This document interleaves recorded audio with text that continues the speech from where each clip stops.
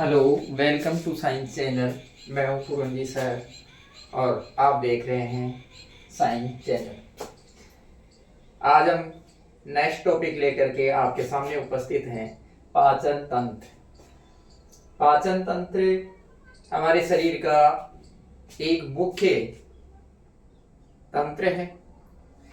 यह भोजन के जटिल अणुओं को सरल अणुओं में परिवर्तित करता है और सरल अणुओं में परिवर्तित होने के बाद में ये अवशोषित भोजन हमारी कोशिकाओं में जाकर के हमें ऊर्जा प्रदान करता है, जो हमें एटीपी के रूप में माइटोकॉन्ड्रिया में इकट्ठी होती रहती है। सबसे पहले हम बात करते हैं पाचन। पाचन किसे कहते हैं? पाचन, व्हाट इज पाचन? What is digestion? पाचन का मतलब होता है भोजन के जटिल अणुओं को सरल अवशोषण योग्य अणुओं में परिवर्तित करना। सरल अवशोषण योग्य अणुओं में परिवर्तित करना पाचन कहलाता है। और पाचन में ये आपको जो डायग्राम दिख रहा है, ये अंग महत्वपूर्ण भूमिका अदा करते हैं। हमारा पाचन दो तरह से होता है, एक फिजिकल डाइजेशन और एक होता है केमिकल डाइजेशन। फिजिकल डाइजेशन यानी भौतिक पाचन, और ये भौतिक पाचन किया जाता है दांतों के द्वारा। दांतों के द्वारा, जो कि मुंह में पाए जाते हैं। पाचन की क्रिया हमारे मुख से ही आरंभ हो जाती है। सबसे पहले बात करते हैं हम दांत। दंत कितने प्रकार के होते हैं? तो बेटा मानव के अंदर दंत जो पाए जाते हैं वो 4 प्रकार के होते हैं। कृंतक, दूसरा रदनक, तीसरा अग्रचर्णक,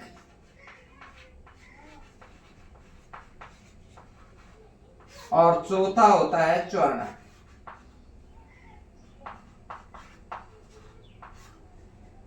और इसका दंत सूत्र हम लिखें तो दंत सूत्र इस तरह से लिखा जा सकता है। इंसाइजर यानी कृंतक 2/2, कैनाइन 1/1, प्रीमोलर 2/2 और मोलर 3/3।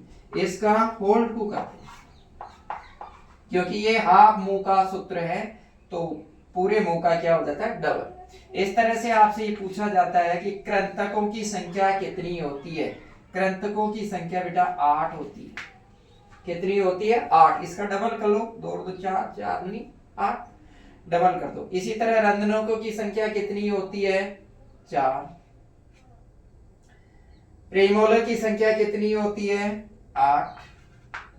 और मोलर की संख्या कितनी होती है? 12। टोटल करेंगे तो ये हो जाएंगे आपके 32। इसके अलावा आपसे पूछा जाता है कृंतक का कार्य क्या है? कृंतक का जो कार्य है वो है भोजन को तोड़ना। भोजन को तोड़ना। ये सामने वाले दांत होते हैं, ये कृंतक होते हैं, और ये 4 ऊपर वाले जबड़े में और 4 नीचे वाले जबड़े में होते हैं, जो सामने की ओर होते हैं। ये भोजन को तोड़ने का काम करते हैं। हम इस तरह से तोड़ते हैं। रंध्रनक ये मांसाहारी प्राणियों में काफी विकसित होते हैं, डेवलप होते हैं, क्योंकि उन्हें अपने शिकार करके उसकी चमड़ी को तोड़ने के काम आते हैं, यानी ये स्किन को चीरने फाड़ने का काम करता है। अग्रचर्णक जो होता है वो चबाने का काम करता है, और चर्णक भी चबाने का काम करता है। इन दांतों की जो सरफेस सतह है वो इस तरह से चौड़ी होती है। ऊपर वाली जो सतह है वो इस तरह से चौड़ी होती है, इसलिए ये भोजन को चबाने का काम करते हैं। ये पीछे वाले दंत होते हैं, ये हमारे दंत। जब मुंह में भोजन को चबा दिया जाता है तो उसके बाद में चबाने के साथ साथ में हमारे मुंह में स्लाइवरी ग्लैंड्स पाई जाती हैं। लार ग्रंथियां होती हैं। ये लार ग्रंथियां लार का स्राव करती हैं, लार का सिक्रेशन करती हैं। और ये लार का जो स्राव करती हैं, ये लार का स्राव करती है, ये भोजन को एक तरह से बोलस के रूप में परिवर्तित कर देती हैं। भोजन चबाए जाते हैं, साथ में लार उसमें मिक्स होती रहती है। लार एक चिपचिपा पदार्थ होता है जो कि भोजन के छोटे छोटे पार्टिकल्स को एक बोलस, एक लड्डू का रूप दे देता है। मुंह के अंदर जो एक लड्डू बन जाता है उसको कहते हैं बोलस। बोलस। ये बोलस तो बनाती है लार, इसी के साथ साथ में लार के अंदर एक विशेष प्रकार का एंजाइम पाया जाता है जिसका नाम है एमाइलेज। इसी एमाइलेज को टाइलिन भी कहते हैं। ये एमाइलेज क्या करता है, हम जो भोजन के रूप में मंड को खाते हैं, स्टार्च को खाते हैं, इस स्टार्च को सरल शर्करा में परिवर्तित कर देता है। तो स्टार्च को एमाइलेज कन्वर्ट कर देता है सरल शर्करा,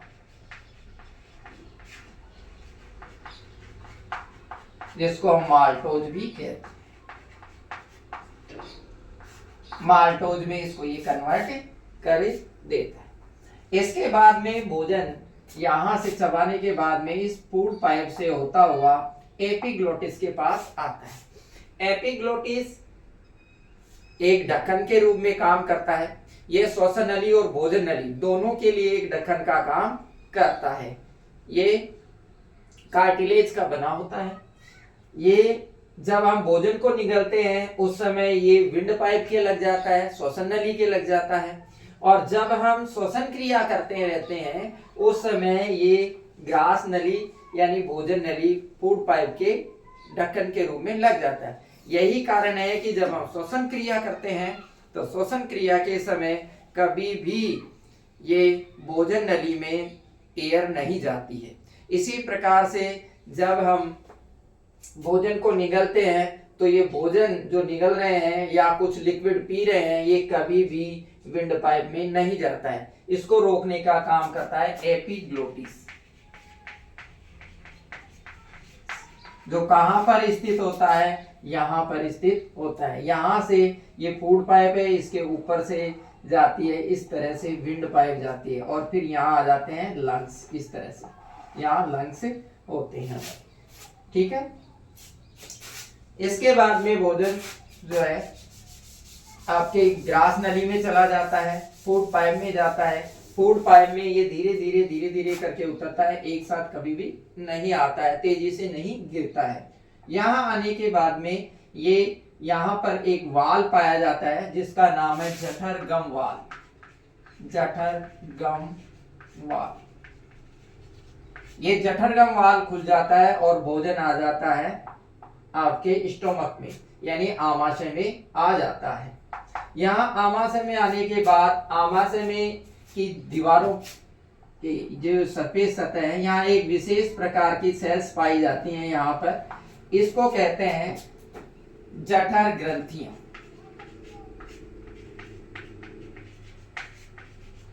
आमाशय में विशेष ग्रंथियां पाई जाती हैं जिन्हें कहते हैं जठर ग्रंथियां।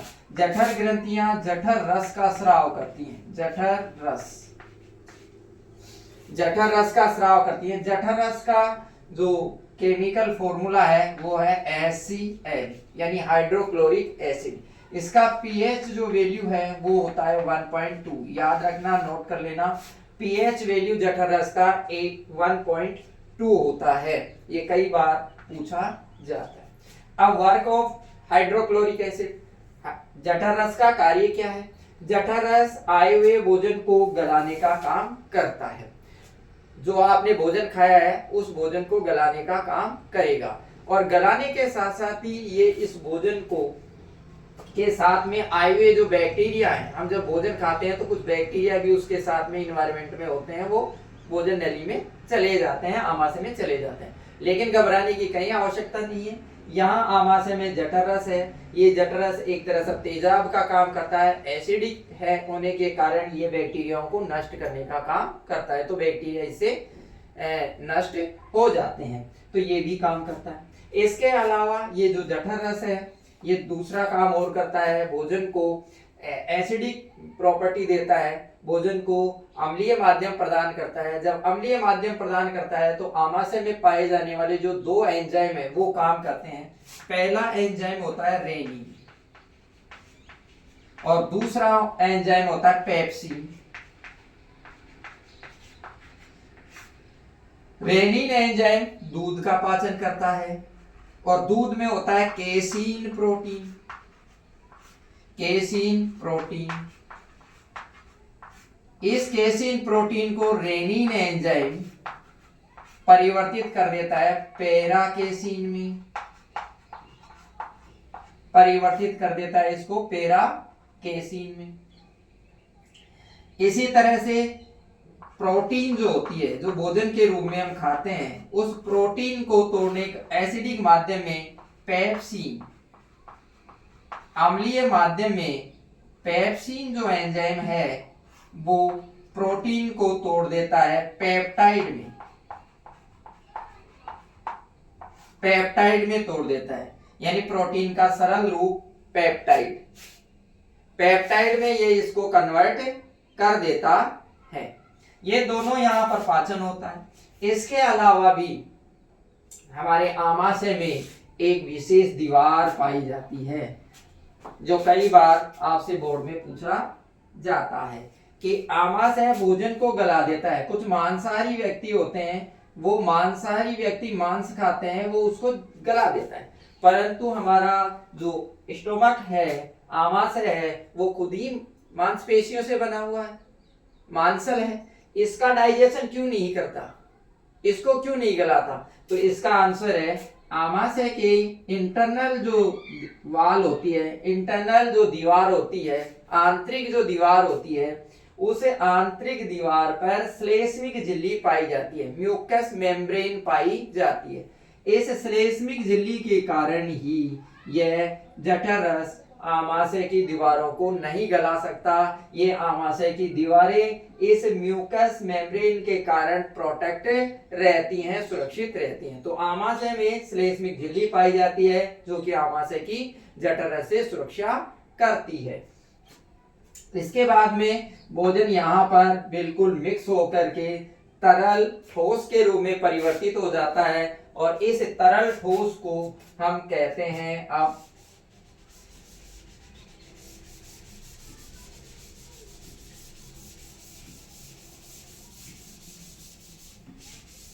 तरल ठोस के रूप में ये परिवर्तित हो जाता है और यहाँ पर ये तरल ठोस के रूप में आगे की ओर आगे बढ़ता है। जैसे ही ये आता है आगे की ओर तो ये छोटी आंत का अग्रभाग है, ये छोटी आंत का जो अग्रभाग है ये कहलाता है ड्यूडिनम। ड्यूडिनम मीन्स ग्रहणी, ग्रहणी कहलाता है।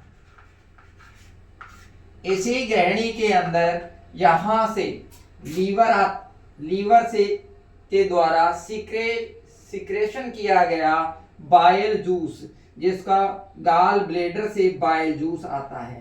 बाइल जूस यानी पित्त रस, ग्रहणी में पित्त रस आता है और पित्त रस की जो प्रकृति होती है वो एल्किलिक होती है, यानी क्षारीय प्रकृति होती है। इसकी प्रकृति क्षारीय होती है और ये क्षारीय प्रकृति होने के कारण, इसमें क्षारीय प्रकृति होने के कारण यह भोजन का जो अम्लीय माध्यम में भोजन आ रहा था, ये जो आमाशय ने इस भोजन को अम्लीय बना दिया था, ये भोजन जैसे ही आगे आता है इस पर बाइल जूस गिरता जाता है। जैसे जैसे पित्त रस इस पर गिरता जाएगा ये उदासीन हो जाएगा। अब भोजन कैसा हो जाएगा? भोजन जो अध पचा भोजन है, जिसका आधा डाइजेशन हो गया है, हाफ डाइजेशन हो गया है, वो अध पचा भोजन क्या हो जाएगा? उदासीन। और भोजन का उदासीन होना अनिवार्य है। क्यों अनिवार्य है? क्योंकि आगे के जो एंजाइम्स हैं, जैसे पैंक्रियाज के एंजाइम्स हैं, इंटेस्टाइन के एंजाइम्स हैं, ये तभी काम कर पाएंगे, ये तभी काम कर पाएंगे जब ये न्यूट्रल होगा या बेसिक प्रॉपर्टी का होगा। एसिडिक प्रॉपर्टी में ये एंजाइम्स कार्य नहीं कर सकते हैं। इसी के साथ में यहाँ पर पहला काम तो क्या है? पित्त रस का पहला काम है भोजन को उदासीन करना, और दूसरा इसका एक और काम है, वो है वसा का पायसीकरण। वसा का पायसीकरण, हाँ बहुत अच्छे से समझ में आ रहा है, अच्छी बात है। पायसीकरण, पायसीकरण का मतलब समझिए। पायसीकरण का मतलब होता है वसा के जो मॉलिक्यूल्स होते हैं वसा के जो अणु होते हैं वो वसा के बड़े अणुओं को छोटे अणुओं में कन्वर्ट करना, छोटे अणुओं में परिवर्तित करना।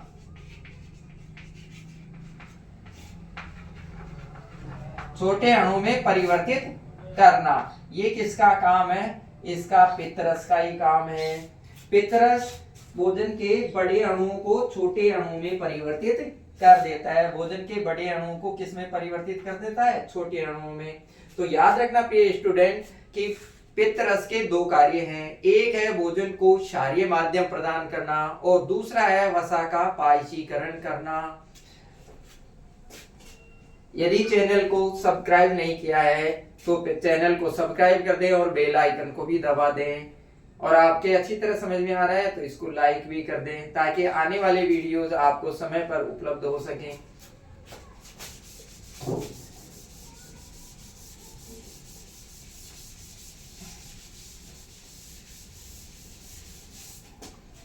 इसके बाद में भोजन आगे आता है, तो आगे आने पर भोजन पैंक्रियाज, अग्न्याशय ग्रंथि, अग्न्याशय ग्रंथि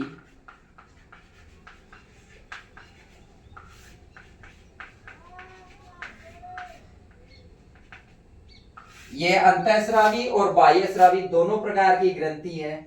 ये बाह्यस्रावी के रूप में यहाँ काम कर रही है। यहाँ पर इस ग्रंथि से एंजाइम्स आते हैं। ये एंजाइम्स किसका पाचन करते हैं? प्रोटीन का और वसा का। यहाँ पर जो एंजाइम्स आता है वो पहला एंजाइम है ट्रिप्सिन।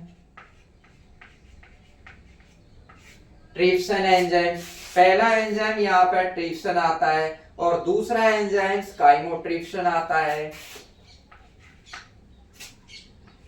ये भी प्रोटीन का ही पाचन करता है, काइमोट्रिप्सिन।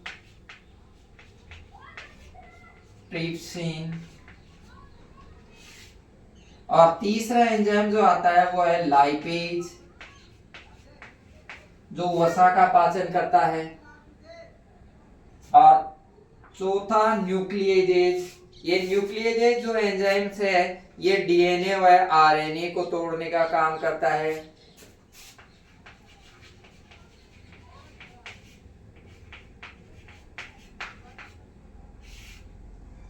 तो पहली बात करते हैं हम ट्रिप्सिन की। ट्रिप्सिन क्या करता है? प्रोटीन को तोड़ता है। प्रोटीन किस में परिवर्तित कर देता है? ये पेप्टाइड में।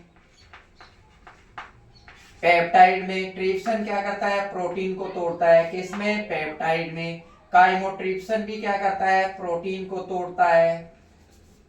प्रोटीन को तोड़ता है किस में? पेप्टाइड में। किस में तोड़ रहा है? पेप्टाइड में तोड़ रहा है। इसी तरह से लाइपेज एंजाइम्स वसा का पाचन करता है। ये क्या करता है?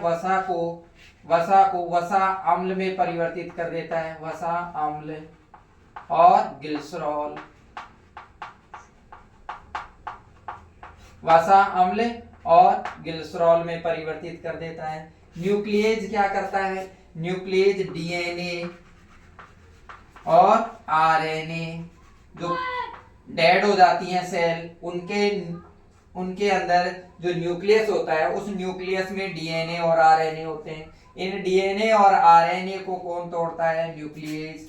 और किस में परिवर्तित कर देता है? न्यूक्लियोटाइड में। न्यूक्लियोटाइड में, जो कि लास्ट में न्यूक्लियोसाइट में परिवर्तित हो जाते हैं।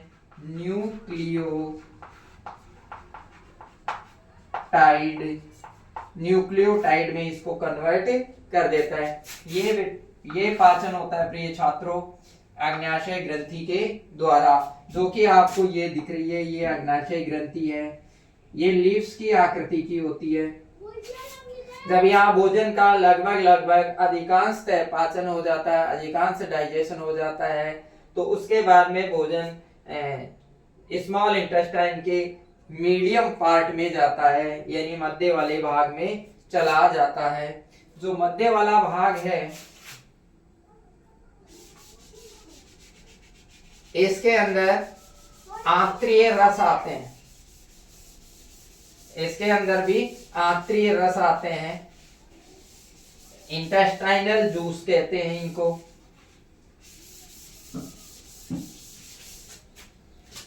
ये इंटेस्टाइनल जो जूस होते हैं इनके अंदर भी एंजाइम्स पाए जाते हैं। ये एंजाइम्स होते हैं कार्बोहाइड्रेट का पाचन करने वाले, कार्बोहाइड्रेट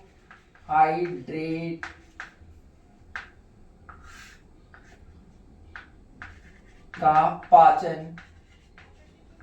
ये छोटी आंत में होता है, यानी स्मॉल इंटेस्टाइन में होता है, छोटी आंत में।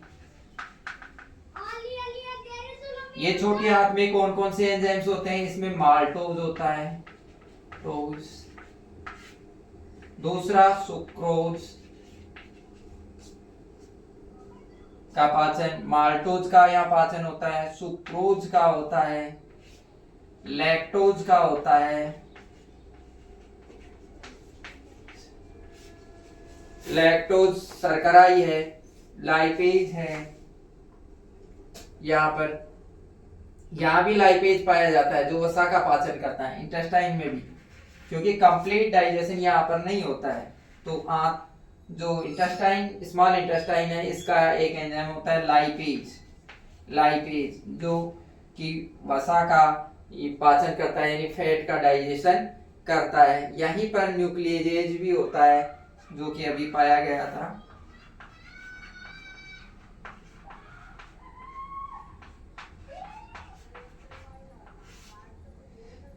अब देखिए यहाँ पर माल्टोज का पाचन करने वाला जो एंजाइम है वो है माल्टेज एंजाइम। इसी तरह से सुक्रोज का जो डाइजेशन करने वाला है वो है सुक्रेज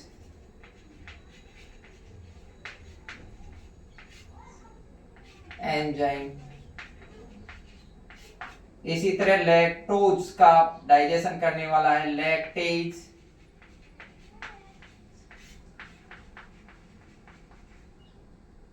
एंजाइम। लाइपेज खुद ही एंजाइम है। न्यूक्लियेज ये भी एंजाइम है। ये जो माल्टेज है, देखिए माल्टोज का पाचन करता है और किस में परिवर्तित कर देता है इसको? सुक्रोज में, और लास्ट में ये परिवर्तित हो जाता है ग्लूकोज में। लास्ट तो बन जाता है ग्लूकोज, जिसका अवशोषण होने लगता है। ये भी बना देता है ग्लूकोज, और ये भी क्या बना देता है? ग्लूकोज बना देता है।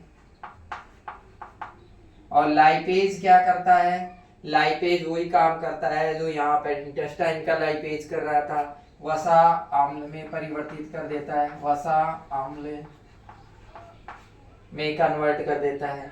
इसी तरह न्यूक्लियेज क्या करता है? न्यूक्लियेज न्यूक्लियोटाइड बनाता है जो कि लास्ट में बन जाता है न्यूक्लियोसाइड।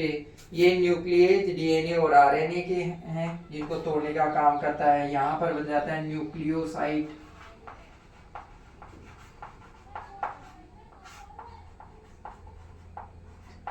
न्यूक्लियोसाइड बन जाता है।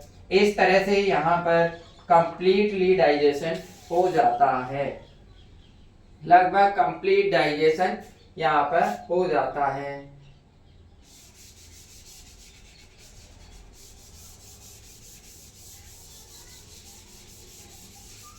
इसके बाद में, डाइजेशन के बाद में भोजन का अवशोषण शुरू हो जाता है। भोजन का अवशोषण यहाँ पर स्मॉल इंटेस्टाइन के लास्ट पार्ट में केवल अब्जॉर्वेशन होता है। इस अवशोषण के लिए भोजन के पचे हुए भाग का यहाँ पर अवशोषण होता है, और अवशोषण के लिए यहाँ विशेष स्ट्रक्चर पाई जाती है, विशेष संरचना होती है जिसको कहते हैं रसांकुर। रसांकुर के द्वारा यहाँ पर भोजन का अवशोषण शुरू हो जाता है। यहाँ अवशोषण शुरू हो जाता है, इसके बाद में कंप्लीट अवशोषण होने के बाद में भोजन चला जाता है लार्ज इंटेस्टाइन में। यहाँ पर आ जाता है भोजन लार्ज इंटेस्टाइन में। लार्ज इंटेस्टाइन में केवल जल और खनिज लवणों का अवशोषण होता है, जल और खनिज लवण, इन दोनों पार्टों का यहाँ पर अवशोषण हो जाता है। जब पूरी तरह अवशोषित हो जाता है, जिनकी रिक्वायरमेंट हमारे शरीर में होती है, उसके बाद में ये यहाँ पर मलाशय होता है। ये वाला जो पार्ट फूला हुआ लार्ज जो इंटेस्टाइन है, इसका लास्ट जो पार्ट होता है, इस लास्ट पार्ट में पचे हुए भोजन यानी डाइजेशन के बाद में बचा हुआ जो भोजन होता है वो यहाँ पर एकत्रित होने लग जाता है और एक निश्चित समय बाद में इसको एनएस के द्वारा बाहर निकाल दिया जाता है। इस तरह से हमारे शरीर के अंदर डाइजेशन की प्रक्रिया पूरी होती है। इसमें आपने देखा कि किस तरह से भोजन यहाँ पर पाचित होता है। यदि इस कंप्लीट हमारी एलिमेंट्री कैनाल की लेंथ देखें तो कंप्लीटली एलिमेंट्री कैनाल यानी आहार नाल, इसकी आहार नाल की लंबाई 8 से 10 मीटर होती है। हमारी आहार नाल की लंबाई लगभग 8 से 10 मीटर की होती है। यहाँ पर यह भी पूछा जाता है कि हमारे शरीर की सबसे बड़ी ग्रंथि का नाम क्या है, तो सबसे बड़ी ग्रंथि ये यकृत ग्रंथि है। यकृत देखिए 3 पालियों में विभक्त होता है। सामने की ओर से हम देखते हैं तो हमेशा 2 दिखती हैं, इस तरह से ये जुड़ी होती हैं। तो यहाँ 2 पालियां दिखेंगी आपको। ये 3 ऊपर से 3 भागों में डिवाइड है, नीचे से जुड़ा हुआ रहता है। ये यकृत एक इम्पोर्टेंट ग्लैंड्स है। ये हमारे शरीर में जितने भी टॉक्सिन बनते हैं, जितने भी हानिकारक पदार्थ बनते हैं, इनको यहाँ ये न्यूट्रल करने का काम करती है, इसको उदासीन करने का काम करती है। ये वाला जो पार्ट है पाचन तंत्र के ऊपर, ये श्वसन तंत्र का भाग है, इसको डायफ्राम कहते हैं। इसको डायफ्राम कहते हैं, तनुपट कहते हैं। ये तनुपट यहाँ इनके ऊपर इस तरह से होता है। यहाँ पर फिर लंग्स आ जाते हैं, इस तरह से ये लंग्स आ जाते हैं, इस तरह से लंग्स आ जाते हैं।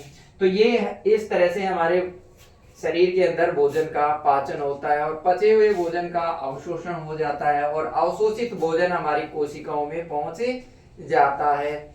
आज के लिए बस इतना ही। आगे फिर हम नेक्स्ट वीडियो में मिलेंगे। तब तक के लिए जय हिंद, जय भारत।